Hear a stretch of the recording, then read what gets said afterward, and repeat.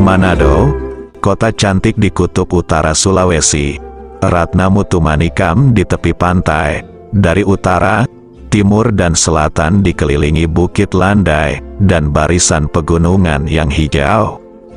Sebelah barat dipagari Laut Biru, dihiasi 3 pulau eksotik, ada Bunaken, ada juga Manado Tua, serta Pulau Siladen, dengan pesona bawah lautnya. Keindahan alam sejak kala, lahan perebutan bangsa Eropa, tersebutlah Portugis, Spanyol, dan Belanda. Pada akhirnya mereka hengkang dan pergi, diselepet para pendekar. Kota Manado tumbuh kembang seiring waktu, pusaka leluhur tetap terjaga, menyimpan kisah kenang dan cerita, namanya pun kian semerbak. Kota indah berjuluk Tinutuan, melahirkan banyak patriot dan pendekar. Terekam dalam sejarah, terkisah seorang pendekar politik dan ekonomi, namanya terpatri di Singgasana Nasional. Gerangan siapa pemuda itu? Berikut penjelasannya. Alexander Andries Maramis, lebih dikenal dengan A.A. Maramis, lahir di Manado pada tanggal 20 Juni tahun 1897. Meninggal di Jakarta pada tanggal 31 Juli tahun 1977, dalam usia 80 tahun. Makamnya terletak di Taman Makam Pahlawan Nasional Utama, Kalibata, Jakarta.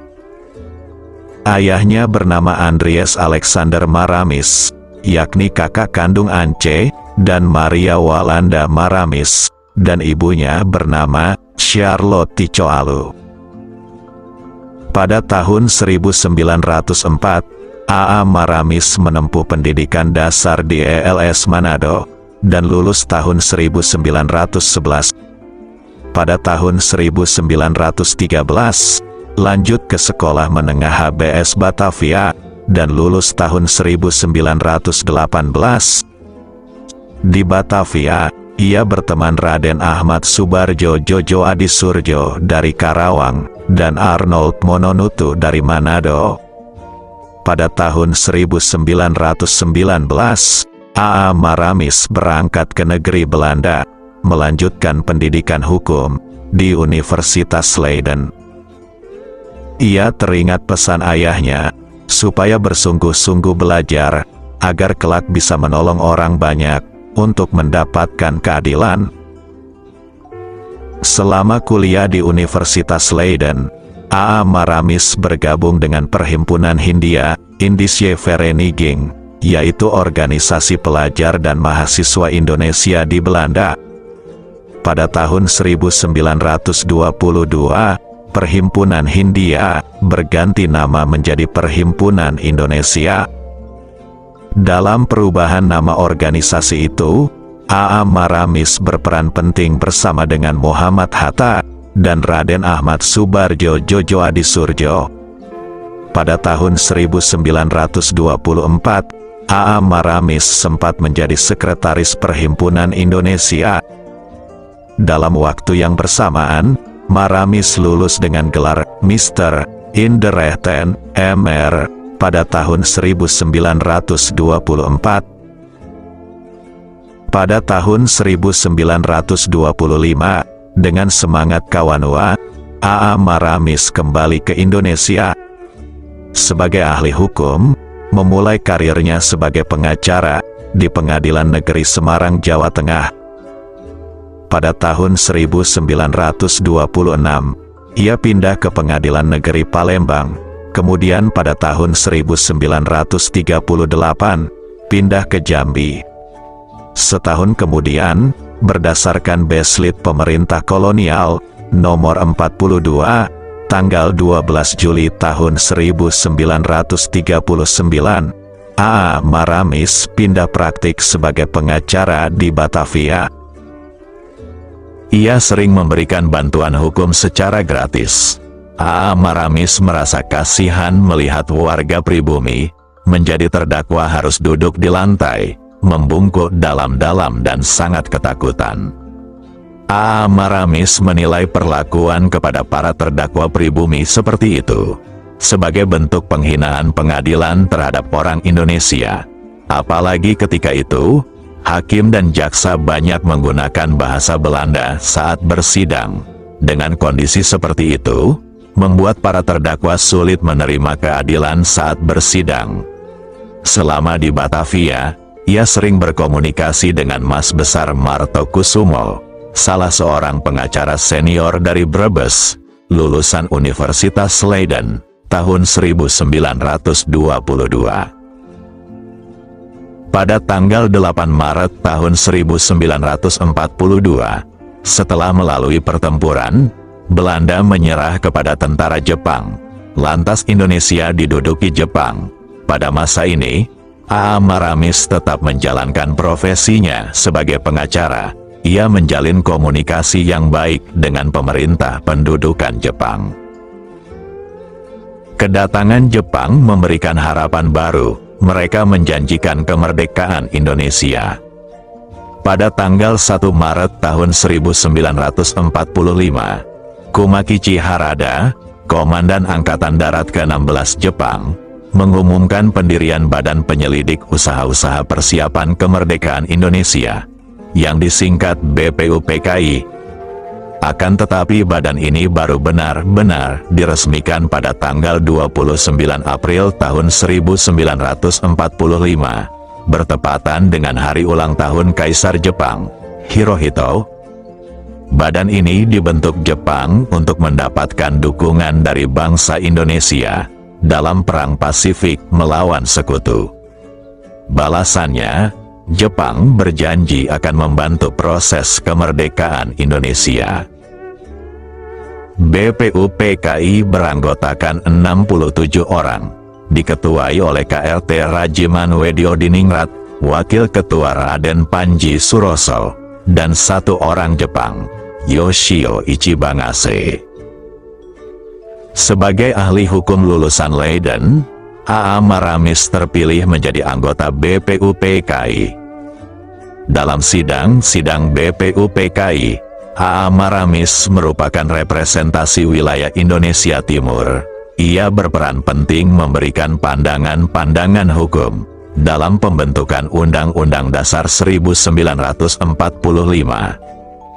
Dalam rapat-rapat BPUPKI, muncul perdebatan pandangan mengenai Pancasila sebagai dasar negara Indonesia.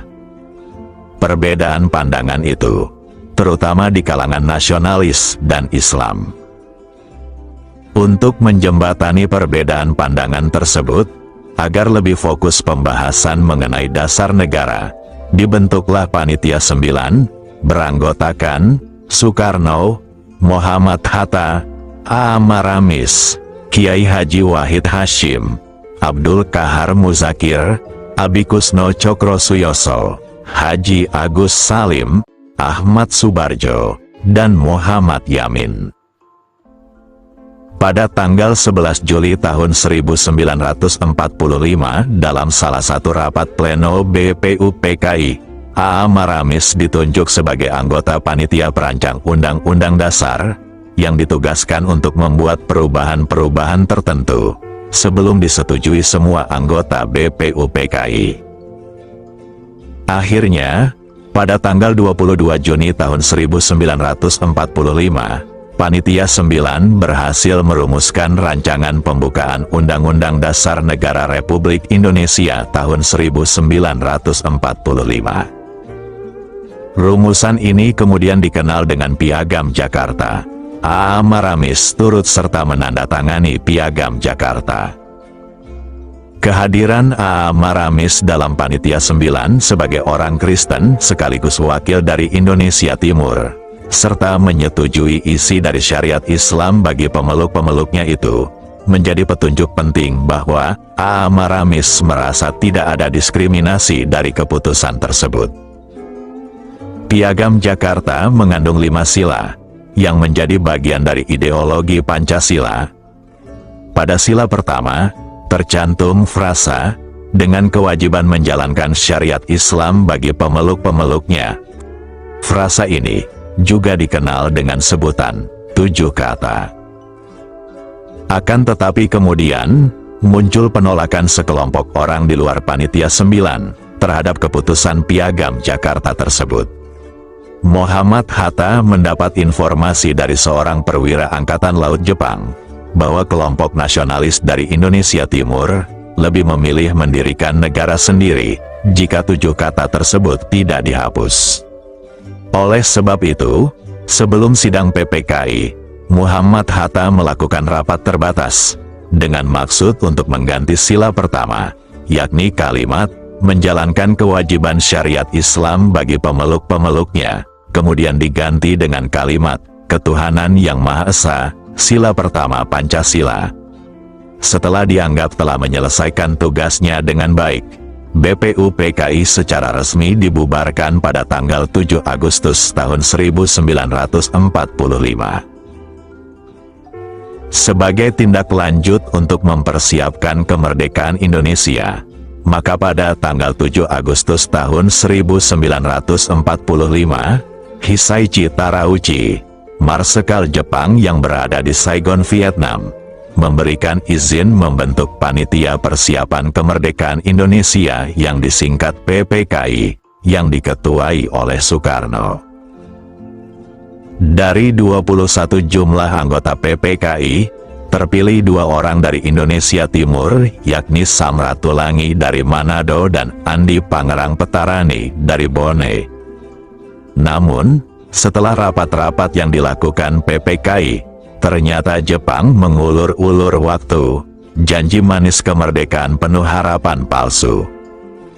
Setelah negerinya tercabik-cabik bom atom, Kaisar Hirohito mengumumkan penyerahan tentara Jepang kepada pasukan sekutu pada tanggal 14 Agustus tahun 1945. Esok harinya, tanggal 15 Agustus tahun 1945, Indonesia terjadi kekosongan kekuasaan, vacuum of power. Menyikapi situasi itu, para tokoh dan pemuda melakukan pertemuan-pertemuan untuk persiapan memproklamirkan kemerdekaan Indonesia. Sebenarnya Jepang kembali berjanji untuk memerdekakan Indonesia pada tanggal 18 Agustus tahun 1945. Hal itu disepakati dalam rapat PPKI. Namun para pemuda Indonesia sudah bosan janji-janji palsu. Oleh sebab itu, pada tanggal 17 Agustus tahun 1945, bangsa Indonesia menyatakan kemerdekaan yang dibacakan Soekarno. Setelah kemerdekaan Indonesia, maka pada tanggal 2 September tahun 1945, pemerintah mengangkat Samsi Sastrawidakda sebagai Menteri Keuangan Republik Indonesia yang pertama. Akan tetapi, baru menjabat selama 3 minggu, ia mengundurkan diri karena sakit. Oleh sebab itu kedudukannya digantikan oleh A. Maramis pada tanggal 26 September tahun 1945. Sebagai Menteri Keuangan, A. Maramis bertanggung jawab dalam usaha mencari dana guna membiayai perjuangan dan jalannya pemerintahan Republik Indonesia. Sebelum diangkat jadi menteri, A. Maramis bersama Samsi Sastrawidakda mendapat informasi dari Laksamana Sibata bahwa di gedung Bank Eskomto Surabaya tersimpan uang peninggalan pemerintah Hindia Belanda yang disita Jepang. Namun, waktu itu mereka belum berhasil mengambil uang tersebut karena Samsi Sastrawidakda dalam kondisi sakit. Oleh sebab itu, setelah menggantikan Samsi Sastrawidakda sebagai menteri, usaha itu dilanjutkan oleh A. Maramis. Karena koordinasi yang baik dengan pemimpin Jepang di Surabaya, akhirnya pada Oktober tahun 1945, A. Maramis berhasil menyita uang tersebut atas nama negara, melalui operasi penggedoran bank, yang dibantu pejuang-pejuang keris dari Sulawesi. Sebagai Menteri Keuangan, A. Maramis mencetuskan pengembangan dan percetakan uang kertas Indonesia pertama, yang disebut Uang Republik Indonesia, ORI. Keahlian dan kejujurannya dalam mengelola keuangan negara, A.A. Maramis menjadi target setiap pergantian kabinet. Tidak heran apabila pemuda Manado ini beberapa kali menjabat sebagai Menteri Keuangan. A.A. Maramis terpilih menjadi Menteri Keuangan berawal di Kabinet pertama, atau Kabinet Presidentil, yang ditunjuk langsung Presiden Soekarno, pada tanggal 26 September tahun 1945 sampai 14 November tahun 1945. Kemudian terpilih lagi di Kabinet Amir Syarifuddin periode pertama, pada tanggal 3 Juli tahun 1947 sampai 29 Januari tahun 1948.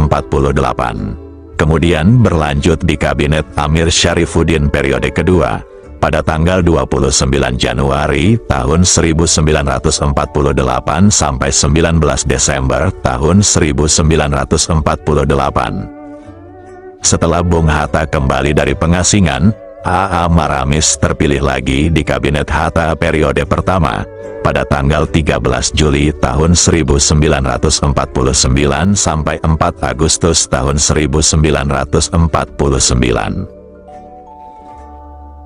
A.A. Maramis sangat memahami tugas yang diembannya.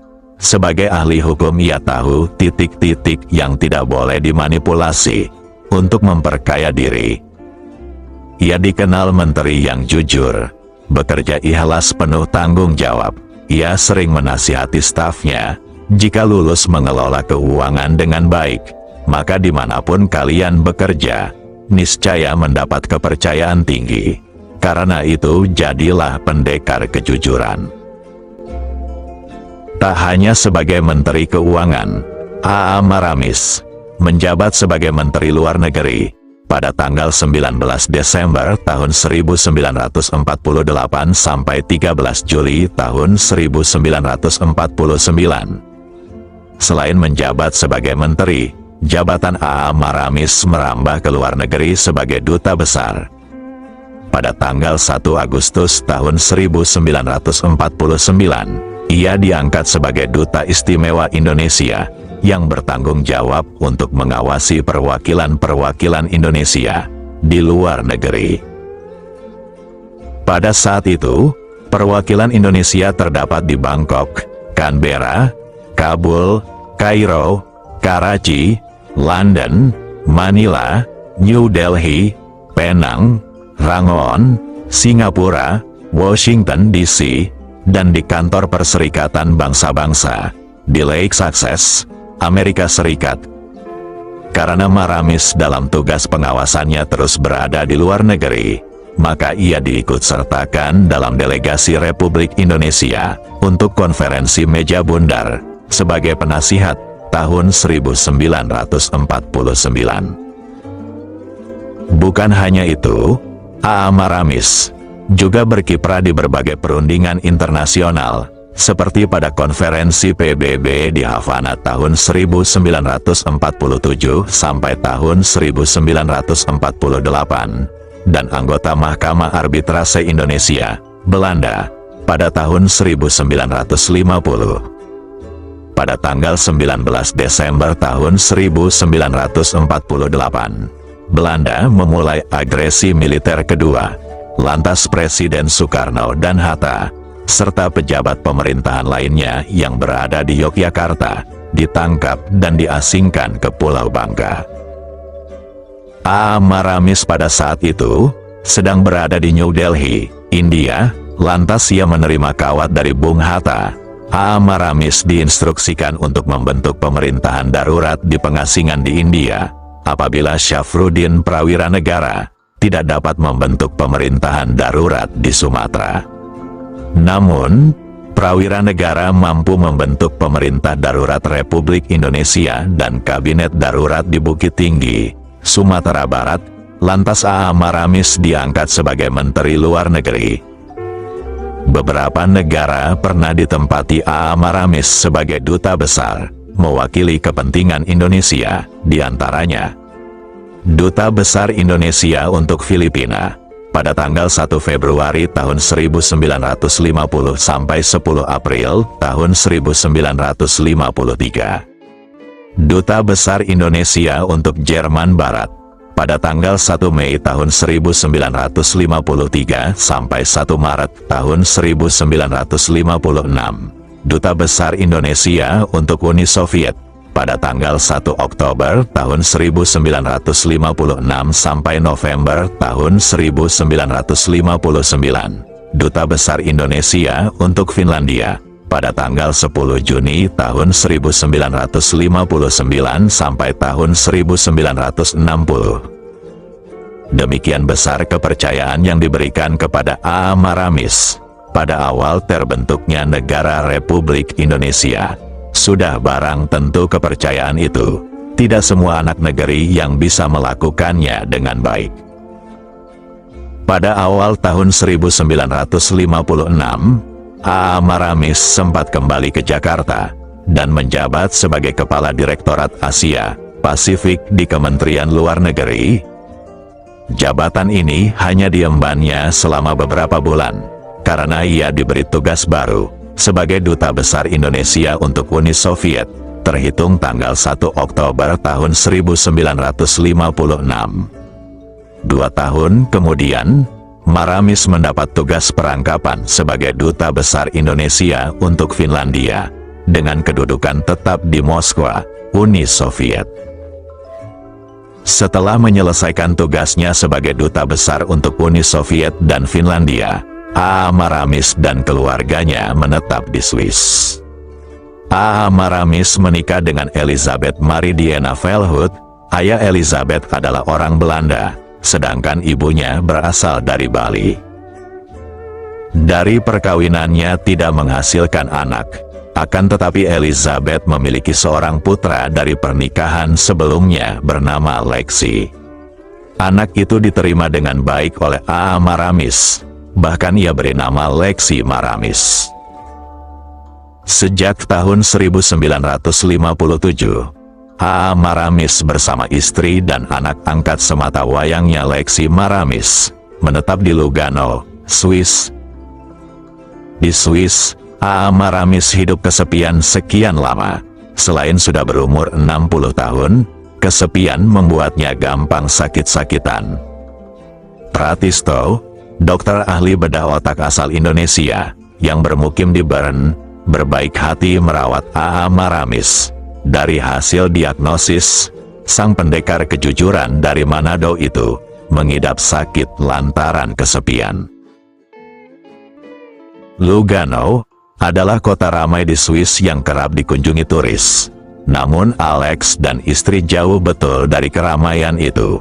Karakter masyarakat Swiss yang individualistis membuat Alex semakin merana dalam keterasingan. Alam yang indah tak cukup menghiburnya, tatkala hati rindu kampung halaman. Siapapun juga, kalau hanya sebulan mungkin masih bisa mengatasi situasi keterasingan itu. Tapi kalau sudah sekian tahun tidak akan ada seorang pun yang sanggup menjalaninya, termasuk sang pendekar kejujuran dari Kutub Utara Sulawesi. Keinginan A.A. Maramis untuk pulang sudah muncul sejak 1972. Ia tidak sudi terkubur di negeri orang, ia ingin pulang di negerinya Indonesia. Maksud hati hendak pulang tapi terkendala biaya, ia tidak punya uang banyak. Padahal kalau ia mau jadi kaya, tidak serumit mencari fata morgana, namun kejujuran jauh bernilai dari setumpuk uang. Perjalanan dari Swiss ke Indonesia butuh banyak biaya. Tapi Tuhan tak pernah diam, menyayangi hambanya yang tulus ikhlas. Doanya terkabul, keluarga Kawanua dan sahabat-sahabatnya di Indonesia sedang berembuk mengumpulkan biaya kepulangannya. Mereka membuat panitia penyambutan, diketuai Raden Ahmad Subarjo, kawannya dari Karawang. Rapat-rapat berlangsung di rumah keluarga, di Jalan Merdeka Timur nomor 9, Jakarta. Panitia penyambutan segera meminta bantuan instansi-instansi pemerintah dan swasta terkait.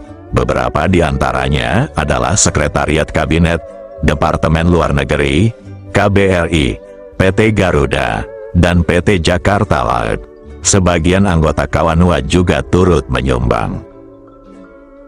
Akhirnya, dana terkumpul, persiapan sudah matang. A. Maramis, istri dan anaknya berangkat dari Lugano dengan pesawat maskapai Swiss Air. Mereka didampingi Dr. Pratisto. Sepanjang perjalanan, ia kerap tidur. Pratisto tak berhenti memeriksa keadaannya. Swiss Air mendarat di Bandara Changi, Singapura. Di sana rombongan beristirahat sejenak. Dari Singapura, pesawat Garuda membawa A. Maramis dan rombongan menuju tanah air. Cahaya jingga menyembul di langit Bandara Halim Perdana Kusuma sore itu. Beberapa tokoh penting Indonesia tengah menunggu. Raden Ahmad Subarjo, Arnold Monotutu, Sunario dan Rahmi Hatta. Tampak diantaranya, hadir pula pejabat Departemen Luar Negeri, dan tokoh-tokoh Minahasa dari paguyuban Kawanua. Para wartawan siap membidik.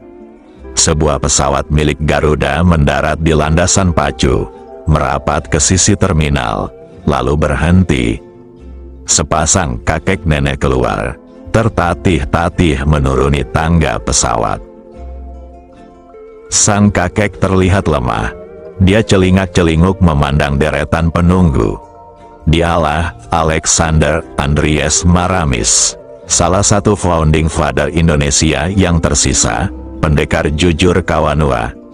Dia akhirnya pulang ke Indonesia pada Minggu, tanggal 27 Juni tahun 1976, setelah malang melintang di mancanegara. Sejurus kemudian A. Maramis menghampiri Raden Ahmad Subarjo, kawannya dari Karawang, dan memeluknya erat. A. Maramis memang sudah menjadi pelupa. Dari sekian banyak orang yang menunggunya di bandara, dia hanya ingat pada Raden Ahmad Subarjo, kawan dulu sejak di Batavia. Tak lama kemudian, Rahmi menghampirinya. "Saya ini istri Bung Hatta." Ia pun memeluknya, sejak dulu bagai adik kakak. Selama di Jakarta, kesehatannya cenderung membaik. Tapi suatu hari, A. Maramis pingsan di rumahnya, subuh hari pada tanggal 17 Mei tahun 1977. Sebelumnya, si pendekar jujur itu berusaha bangun dari tempat tidurnya dengan bertopang pada kursi. Dia kemudian terjatuh. Lantaran kursi tak mampu menopangnya, kursi tempat dia bertahan turut pula roboh dan menimpa tubuhnya, lalu ia berteriak minta tolong. Ia segera dilarikan ke Rumah Sakit Pusat Angkatan Darat Gatot Subroto, di ruang gawat darurat, lalu dirawat tim dokter kepresidenan dan tim dokter RSPAD Gatot Subroto. Ia tidak sadar diri, mengalami pendarahan otak, harus dibantu alat pernafasan. Sepanjang perawatan, kesehatannya terus memburuk.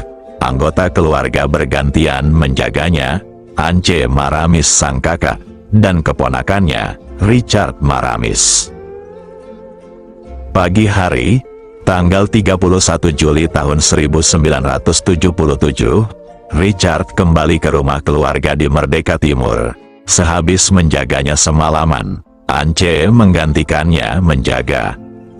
Hari menjelang siang, saat tiba telepon rumah berdering. Di ujung telepon terdengar perwakilan dari Bina Graha berbicara.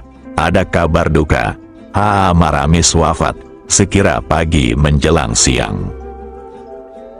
Pada hari itu juga, jenazah sang pahlawan dibawa dari rumah sakit untuk disemayamkan di rumah keluarga. Sanak saudara, kawan-kawan, dan masyarakat berdatangan. Presiden Soeharto dan istri datang melayat. Esok hari, jenazah pendekat jujur itu dibawa ke gereja Immanuel untuk didoakan. Kemudian, jenazah dibawa lagi ke kantor Departemen Luar Negeri. Setelah itu, jenazah Alexander Andries Maramis dibawa ke Taman Makam Pahlawan Kalibata, Jakarta, untuk disemayamkan pada tanggal 1 Agustus tahun 1977. Untuk itu, pemerintah mengeluarkan surat keputusan Komando Garnisun Ibu Kota, pasukan kawal kehormatan Angkatan Darat, mengawal iring-iringan jenazah menuju Taman Makam Pahlawan Kalibata. Tampak Bung Hatta dan Bung Tomo, juga para pejabat tinggi negara, dari birokrat dan militer. Prosesi pemakaman dimulai tepat jam 1 siang. Menteri Sosial Republik Indonesia, Muhammad Syafaat Mintareja, menjadi inspektur upacaranya. Wakil Gubernur Lemhanas, Teuku Muhammad Hadi Tayeb, dan beberapa pejabat Departemen Luar Negeri, turut mengusung peti jenazah dari tempat upacara ke liang lahat, diiringi tembakan salvo pasukan kawal kehormatan. Tak lama setelah kepergiannya, pada tahun yang sama, istrinya Elizabeth, yang mendampinginya selama ini, menyusul pulang kampung keabadian di sisi Tuhan. Atas jasa dan pengabdiannya, Alexander Andries Maramis diganjar berbagai penghargaan. Pada tanggal 15 Februari tahun 1961, dianugerahi bintang Mahaputra Utama. Pada tanggal 5 Oktober tahun 1963, dianugerahi bintang Gerilya. Pada tanggal 12 Agustus tahun 1992, dianugerahi bintang Republik Indonesia Utama. Pada tanggal 30 Oktober tahun 2007, diakui oleh Museum Rekor Dunia Indonesia sebagai Menteri Keuangan yang tanda tangannya tertera pada uang kertas yang paling banyak. Di antara tahun 1945 dan 1947, tanda tangannya tertera pada 15 uang kertas yang berbeda. Penghargaan itu diberikan dalam rangka perayaan Hari Keuangan Republik Indonesia yang ke-61 tahun di Gedung Utama Departemen Keuangan, tanggal 30 Oktober tahun 2007. Saat itu, Menteri Keuangan Sri Mulyani mewakili MURI memberikan penghargaan tersebut kepada keluarga Alexander Andries Maramis. Sri Mulyani mengakui, Alexander Andries Maramis punya peran terhadap sejarah Kementerian Keuangan. Ia teladan yang jujur di jajaran pegawai kementerian.